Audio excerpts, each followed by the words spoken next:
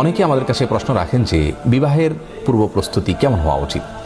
একজন বিবাহেচ্ছুক মানুষ যদি সঠিকভাবে বিবাহের পূর্ব প্রস্তুতি নেন, আশা করা যায় আল্লাহ রাব্বুল আলামিন তাকে সুখী এবং শান্তিপূর্ণ দাম্পত্য জীবন উপহার দিবেন। আর সেজন্য আমরা আজ বিবাহের পূর্ব প্রস্তুতিমূলক কয়েকটি পরামর্শ আপনাদের সামনে নিবেদন করতে চাই।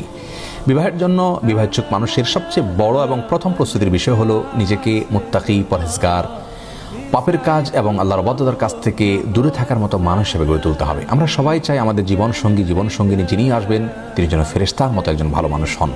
আমরা যদি তাই চাই তাহলে নিজেদেরকে সর্বাগ্রে ভালো মানুষ হিসাবে গড়ে তুলতে হবে। কারণ আল্লাহ রাব্বুল আলামিনের সাধারণ নিয়ম হলো যে ভালো মানুষের সঙ্গে আল্লাহ রাব্বুল আলামিন ভালো মানুষ মিলিয়ে দেন। যদিও ব্যতিক্রম বিচ্ছিন্ন ঘটনা অনেক সময় ঘটে, আল্লাহ তাআলা অনেক সময় পরীক্ষার জন্য সেটি করে থাকেন বা অন্য উদ্দেশ্যে আল্লাহ তাআলা করে থাকেন। যেমন আমরা দেখেছি যে ফেরাউনের মতো খারাপ মানুষের ঘরে আসিয়ার মতো ভালো মানুষ আল্লাহ দান করেছেন।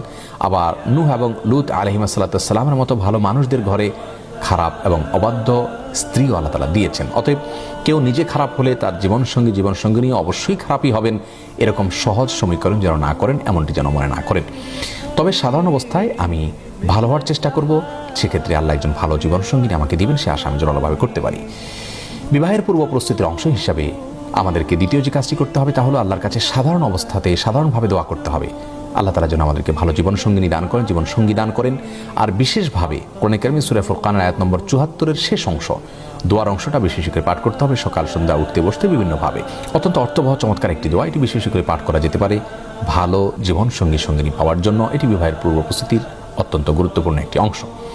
তৃতীয়ত, বিবাহের পূর্ব প্রস্তুতি হিসাবে একজন ভালো জীবনসঙ্গিনী পাওয়ার স্বার্থে যার ভিতরে দিনদারিতা আছে, যার ভিতরে তাকওয়া আছে, যার ভিতরে অল্পে তুষ্টি আছে, যার ভিতরে দুনিয়ার মোহ নাই, লোভ নাই, এরকম একজন মানুষকে জীবনসঙ্গী হিসাবে তালাশ করে নিতে হবে। আজকাল আমরা প্রত্যেকটা মানুষ, নারী হোক পুরুষ হোক, বিবাহের ক্ষেত্রে আমরা চেষ্টা করি, ছেলেরা চান শুধুমাত্র রূপ এবং লাবণ্য যেন থাকে সে বিষয়টিকে প্রাধান্য দেন। আবার মেয়েরা দেখা যায় যে পুরুষদের অর্থকড়িকে সবচেয়ে বেশি গুরুত্বের সাথে দেখেন। অথচ রাসূল করিম সাল্লাল্লাহু আলাইহি ওয়াসাল্লাম আমাদেরকে বলেছেন ফাসফার বিজাতিদ দ্বীন, বিবাহের ক্ষেত্রে জীবনসঙ্গিনীর দিনদারিতাকে তুমি গুরুত্বের সাথে দেখবে এবং দিনদার জীবনসঙ্গিনী পেয়ে তুমি জেতার চেষ্টা করবে, কারণ সেটাই প্রকৃত সুখ এবং সেটাই প্রকৃত সমৃদ্ধি।